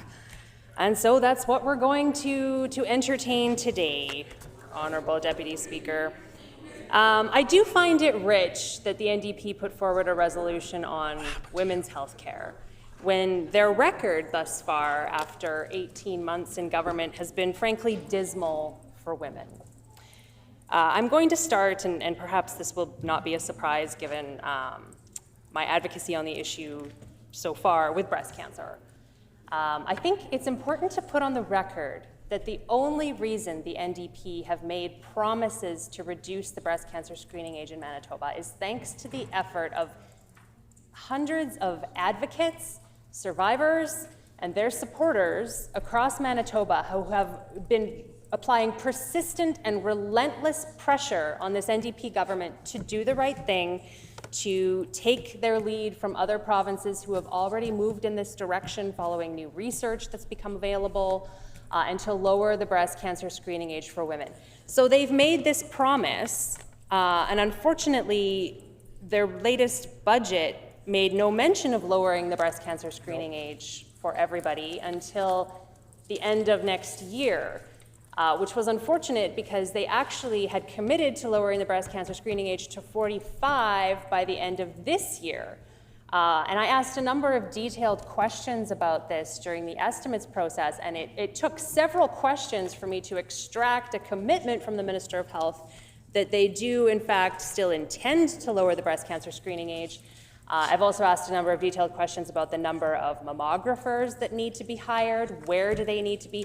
In essence, does this NDP government have any plan that includes some details? How much extra screening capacity do we need? Where is it needed?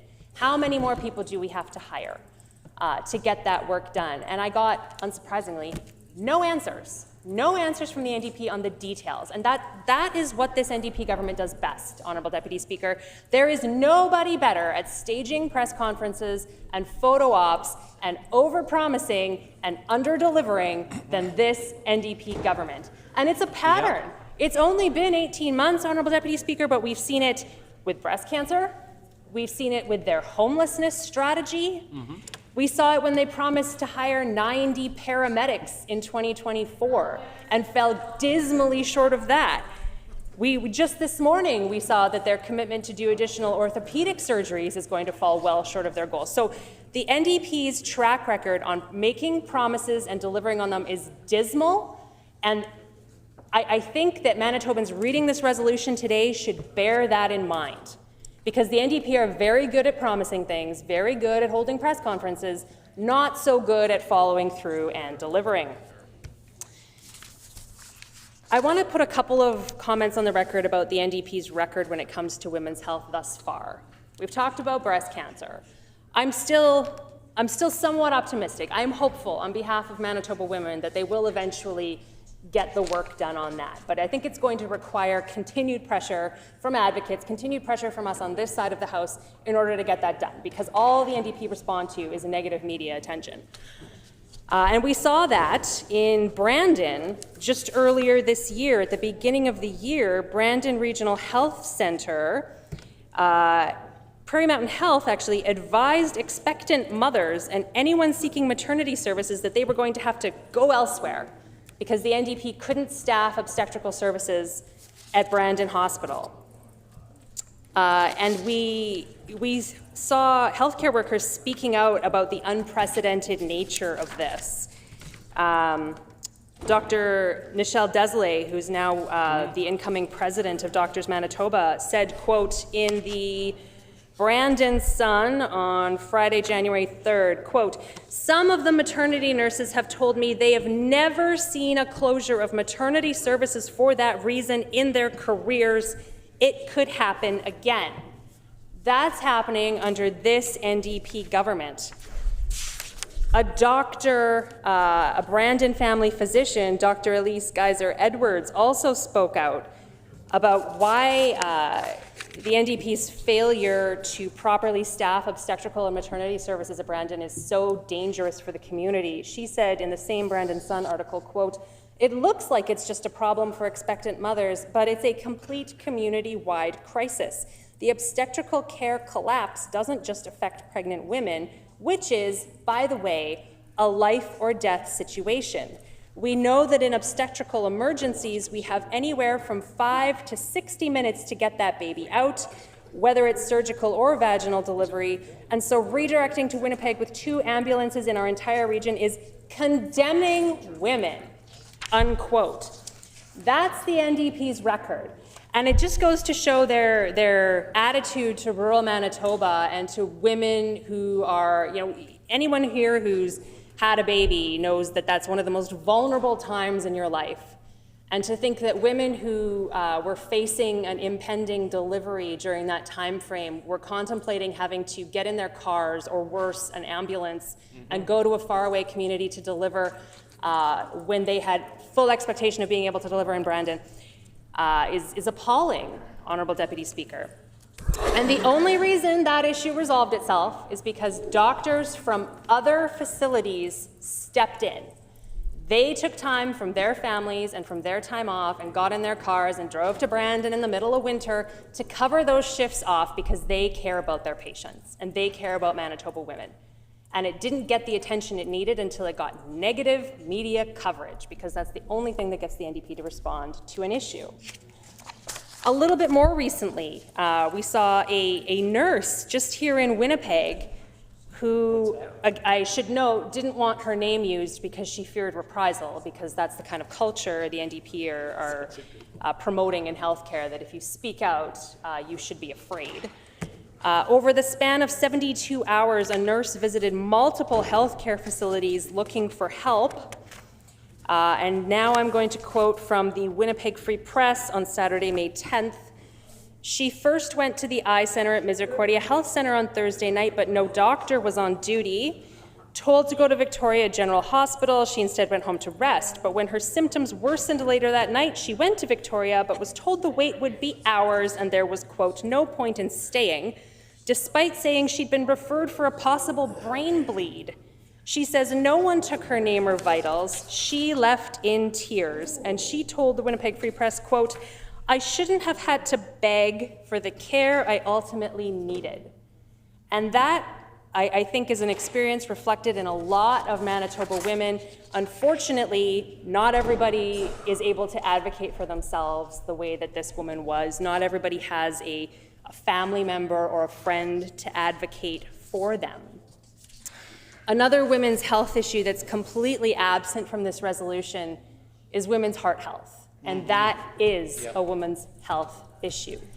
We know that heart disease and heart failure affect women differently than men. And there's a growing proportion of women, we're learning now that their symptoms are different, they present differently, and often their symptoms go undiagnosed because they mimic other conditions and because a lot of our medical establishment has been taught how men present when it comes to heart health. But there's some really great research going on here in Manitoba. I had the privilege of visiting the Albrechtsen Research Center at St. Boniface Hospital just recently to learn about the great work that they're doing, cutting-edge research that's going to save lives. I hear the Minister of Health laughing about that. I don't know, maybe they think it's funny, but I think it's actually really important work that's going on here in Manitoba. And it's actually being led by a young female doctor, Dr. Ina Rabinovich-Nidikin. I will get that spelling for Hansard. And she's doing incredible work. I was privileged to tour her lab and learn about the great work that she's doing to improve women's heart health. And let's not forget, when we're talking about NDP empty promises, they promised an extra $5 million a year for the cardiac center at St. Boniface Hospital. Wasn't in the 2024 budget, wasn't in the 2025 budget. Maybe it'll be in the 2026 budget. I guess we're going to have to get some media attention on that one to get them to move on that too, because as we know, the NDP overpromise, underdeliver, and only respond when they get negative media attention, Honourable Deputy Speaker. So I think, their record thus far has been one of failure when it comes to women's health. I don't think this resolution is going to do anything to change that.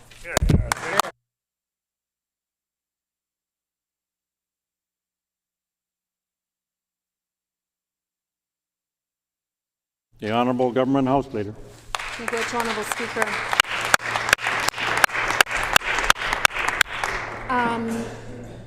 I remember sitting in this chamber when I was just newly elected in 2016, and at that time, Canada, I think it had been elected for a couple months, and Canada had announced that mifegai-miso, or the abortion pill, as it's also known, would be coming to Canada. They were going to do tests, and then it would come to market or to healthcare for women and gender diverse folks to be able to access.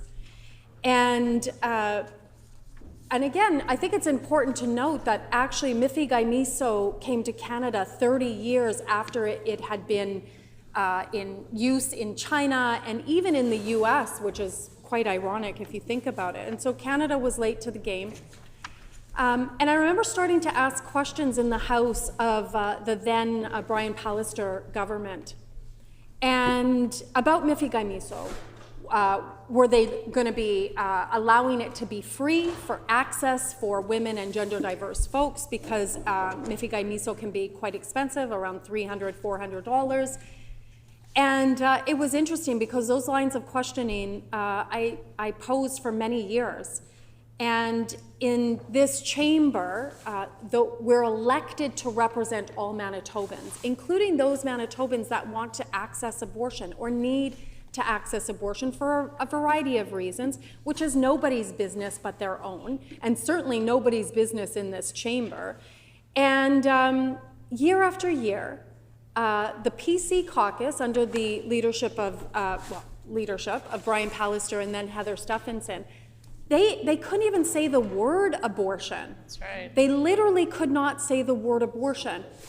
Not only could they not say the word abortion, but they actually took the administration of abortion in its totality from the Department of Health, where it should rest, to, at the time, status of women, which just really showed you how utterly clueless the Pallister and Stephenson government were in respect of reproductive health, including abortion. And, you know, we've got a PC caucus here, including the member for Roblin, who claims, you know, to get up and that she stands for all these rights, including, although I haven't really heard her say if she supports the right to access abortion.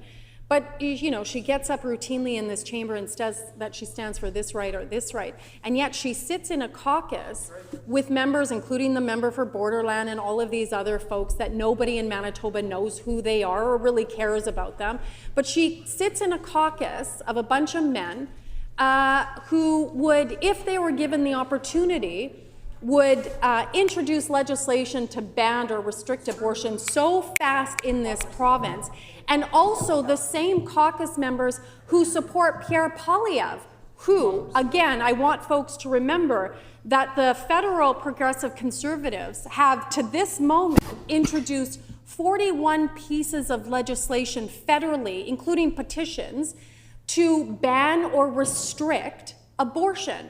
That's who those folks are in this chamber, including the member for Roblin. Because I can tell you that every single one of our members on this side of the House, including the men and gender diverse folks, stand with Manitobans' rights to access abortion and protect that right. It's important to put on the record and remind Manitobans that it took 6 years for us in this Manitoba Legislative Assembly to pass a Safe Access to Abortion Buffer Zone Act. I think I introduced that legislation 6 times before it finally received royal assent, and it finally received royal assent under our NDP administration. Because again, the NDP, our government, understands that abortion is healthcare. It's as simple as that. And so if folks disagree with abortion, or they think whatever it is that they don't agree with, that's fine. As I have said for the last, 9 years in this chamber, but certainly for the last 20 years, if you don't like abortion or don't agree with abortion, simply don't have one. It's literally as simple as that. Nobody has the right to infringe on Manitobans or any Canadian's right to be able to access abortion or any reproductive health care.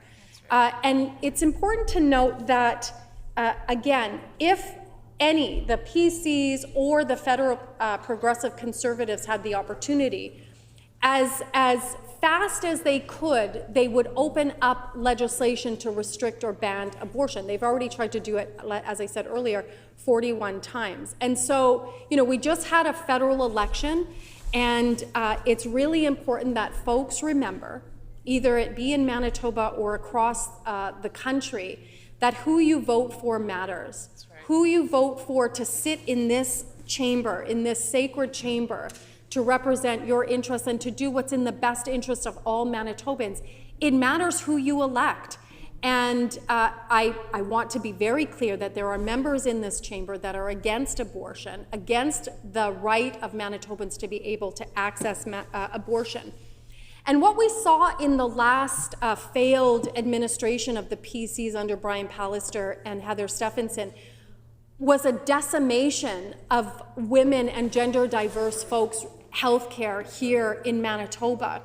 Again, the MLA for Fort Richmond mentioned about lactation consultants. I myself, when I had young children, also needed the help and the expertise and the care and the compassion to be able to learn how to do that properly. The PCs didn't care. They didn't care that women and gender diverse folks wouldn't be able to access that very much needed support, which when you're going through that, when you're struggling to feed your baby, it is the worst feeling. You feel like you're alone, you feel like you're a failure, and then you have this like godsend that comes to your house and teaches you how to do it and literally changes the trajectory of your mothering and your mothering experience. And members opposite didn't care. They didn't care that Manitobans didn't get that support that they needed. I remember going to the Mature Women's Center at Victoria Hospital and sitting and talking with some of the nurses there, that they closed down that excellent and much needed center. Shame. And again, they had nurses. They had one nurse that worked there, and for the life of me, I can't remember her name. She was the only one that was trained in that healthcare expertise in Manitoba, and actually one of the very few across Canada. And we lost her. And I'll always remember, as I was leaving and talking with her, her starting to cry. And there was nothing that I could do.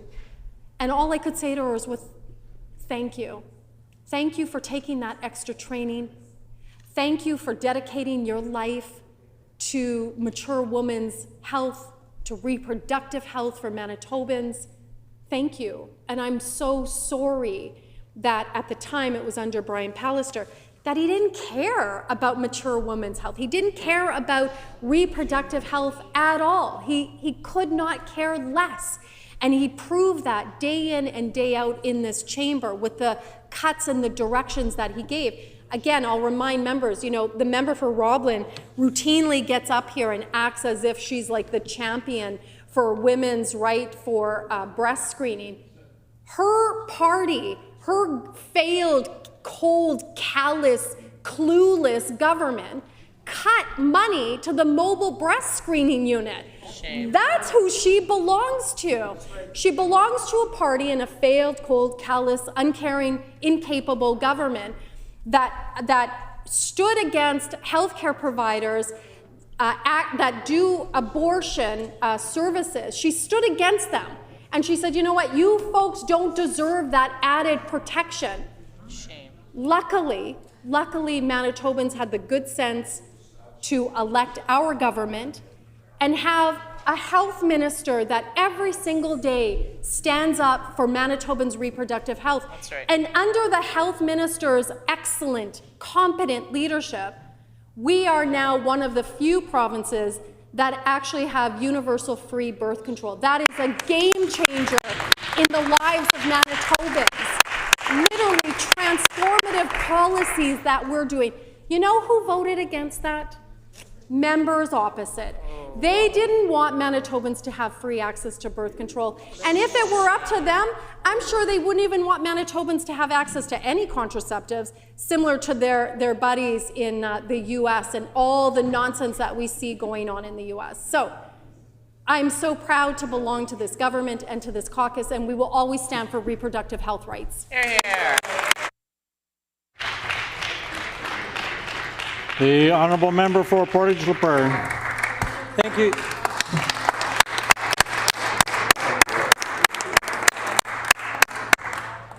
Thank you, Honourable Speaker.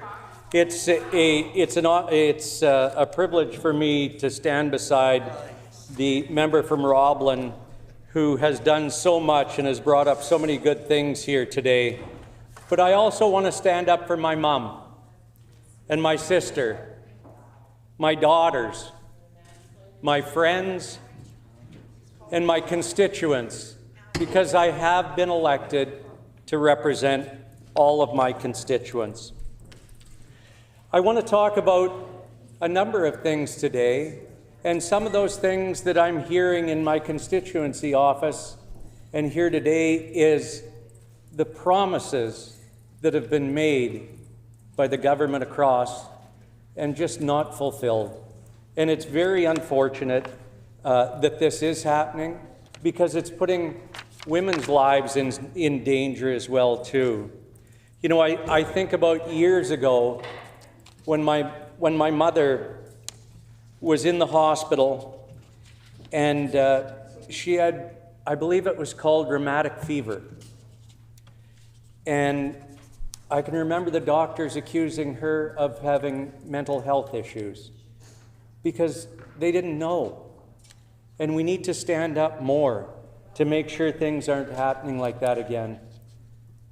I was so proud to be here one day to see us honor Jenny Borgford, who has done so much in Manitoba and so much for Canadian women when it comes to breast screening.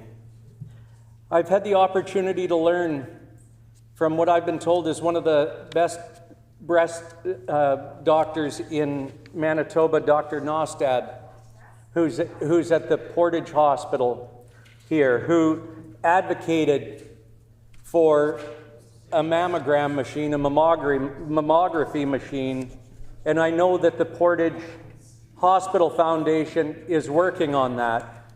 And I know members across would consider that private health care because that's private money that's going in to purchase a mammography machine. But again, the over-promising and under-delivering is what I hear from my constituents day after day. And when we look at that, I can't help but think of the amount of people that have come into my office, and we know that there's a MRI machine going up in northern Manitoba, and I'm glad to hear that, waiting to see it, but glad to hear that, because again, hopefully it will bring down those wait times. We did a petition a number of months ago, and at that time there was 24,000 people, both men and women, waiting for an MRI across Manitoba. I'm here today to say that has now gone up to, and again, at the 24,000, we were looking at 6 to 8 months as a waiting time. We are now at 28,000, and it is now 10 months that we're waiting for.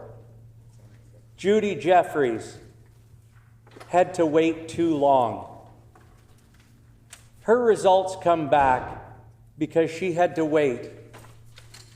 And she is now suffering from cancer. We're not sure of what the outcome is, but we have to do better. If I can stand here to support the women in my community, the women in my constituency, for better health care, but not over-promising. Nobody wants that when it comes to life and death situations.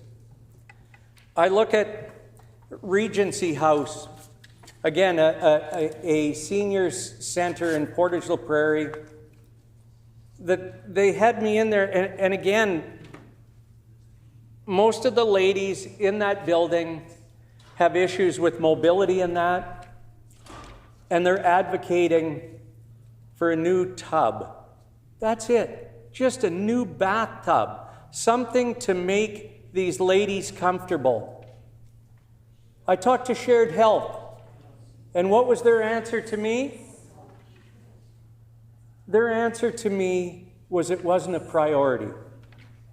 It wasn't a priority of Shared Health, or it wasn't a priority of those ladies that want to use that tub. So again, we need to start thinking more that way. I want to talk about a few key messages from this Progressive Conservative team over here. Progressive Conservatives will always recognize the importance of women's health care. The NDP continue to put partisanship over patients and wedge politics over women. And we're seeing that, again, in machines like mammography machines, machines like MRIs, that are increasing the wait times in a tremendous way. PCs have been strong advocates for expanding breast cancer screening services and improving health care access for Manitoban women and girls. In October, MLA Kathleen Cook introduced Bill 221. Order, please. Once again, I must caution members that we cannot use members' names. We have to use their constituency name or their ministerial title. Honourable Member for Portage La Prairie. Thank you for that reminder, Honourable Speaker. The Early Screening for Breast Cancer Act, which sets a firm deadline to lower the eligibility for routine breast cancer screening services from 50 to 40 years, no later than December 2026. PC's built and expanded several healthcare facilities across the province to increase access to healthcare for women, such as gynecology services, breast and ovarian cancer, and more.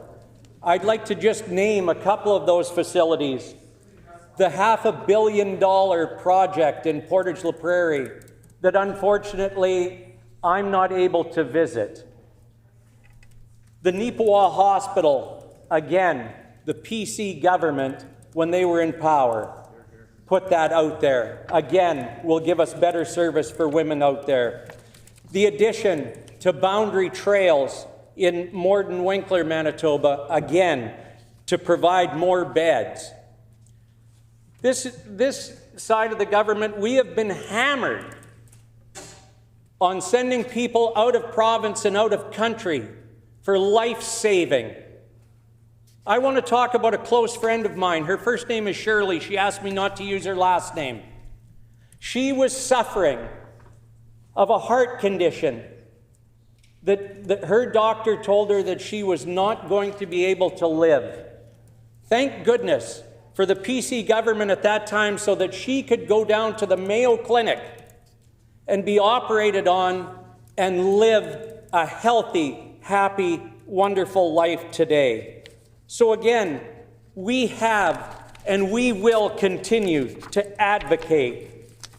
The NDP government killed PC's bill to lower the breast screening age and report on its progress. As of March 2025, Prairie Mountain Health suspended at-home birthing services for 6 months due to shortage of midwives. 3 months earlier, Brandon Hospital also nearly closed a maternity ward. I want to talk about some individuals as well, too. A 69-year-old woman named Debbie Fuster died in October 2024 after waiting almost 2 months for a triple bypass surgery that she was told she needed urgently. We cannot let that happen, and we shall not let that happen on this side of the table. We must do better when it comes to that. In late 2024, a woman named Geraldine Mason was thrown in jail for a whole month because she had tuberculosis. When I read this, I thought about my mom and my mom being told that she had issues and that was her fault, a fault of what she did. So again, it might seem odd that a male is up here talking about women's health, but I am proud to stand and work every day for not only... Members, time has expired. The Honourable Minister of Health, Seniors and Long-Term Care.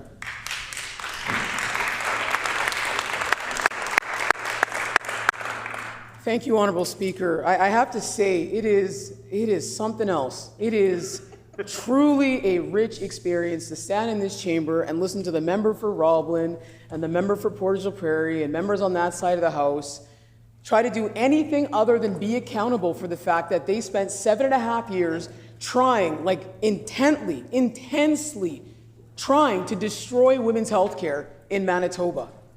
It is truly a mark of the highest level of unseriousness for the member for Roblin to stand in her place and claim to be the champion for women's health care when she was advising the previous government on how to dismantle women's health care. And the member acts like we don't know that. Well, we do know that.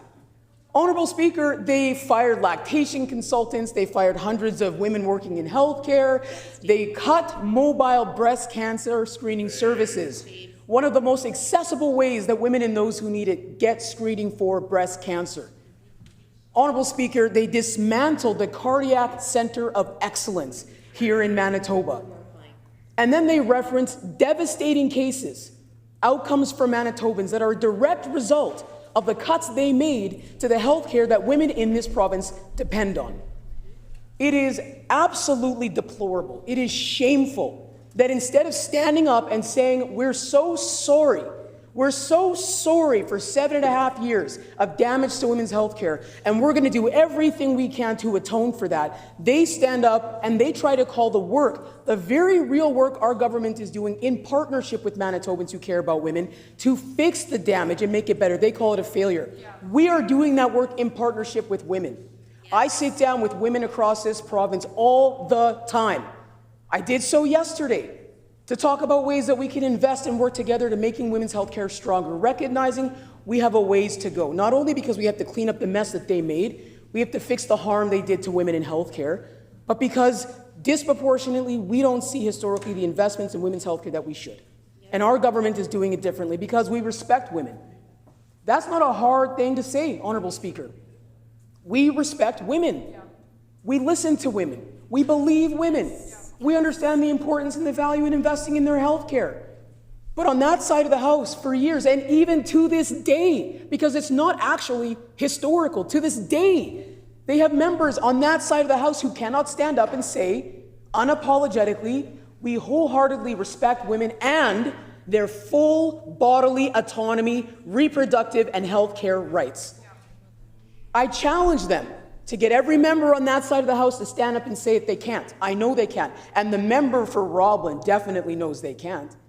The member for Roblin, like every member on that side of the House, did something really disgusting in the fall of 2023 that definitely affects the health care of women, because we know that studies, evidence shows that when you have billboards attacking women, attacking the women who were murdered by a serial killer, and attacking their families, that is harmful.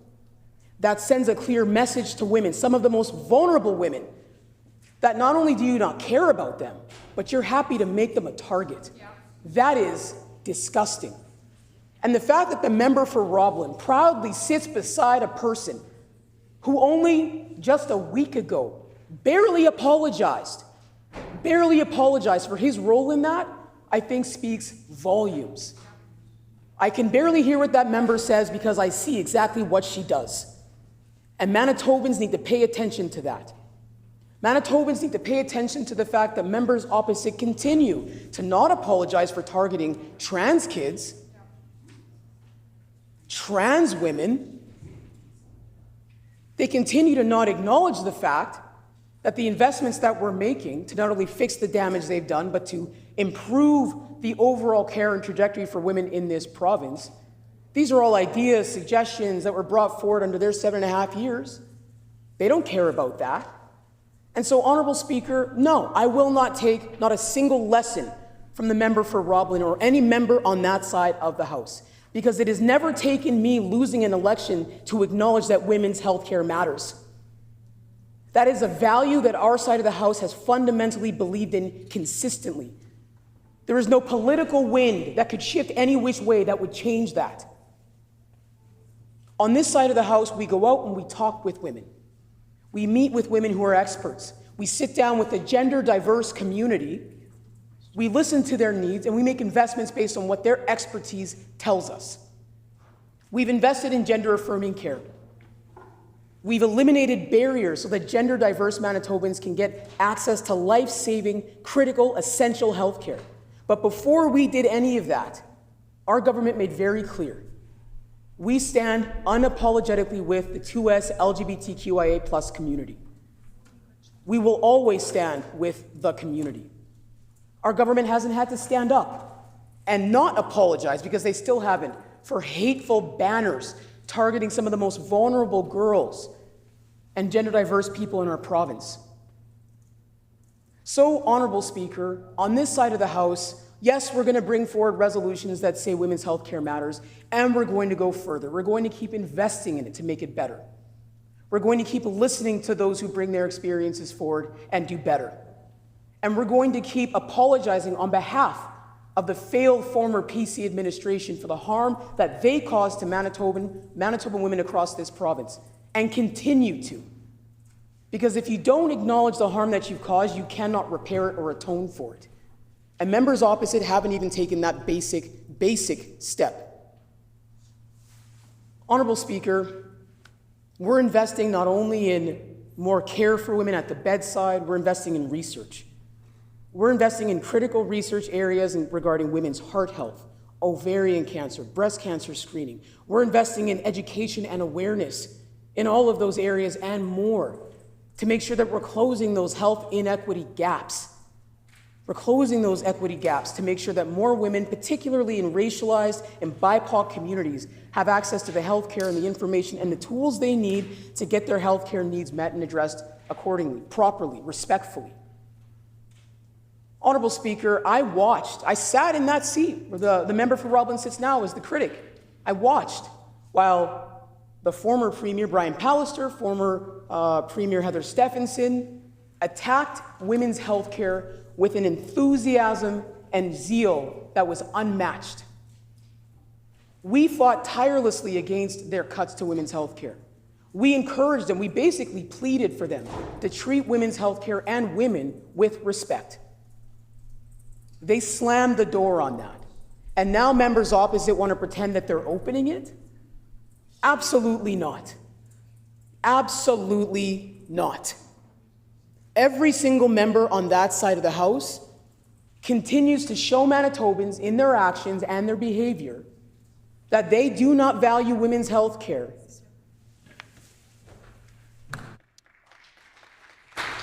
The honourable member for Agassiz.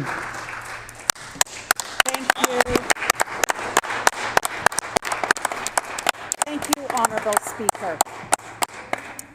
Women's health care does matter. Hear, hear. And I want to open my remarks first by saying Happy National Nurses Week. And I want to say a shout out to all those nurses who are on the front line and behind the scenes. Order, please.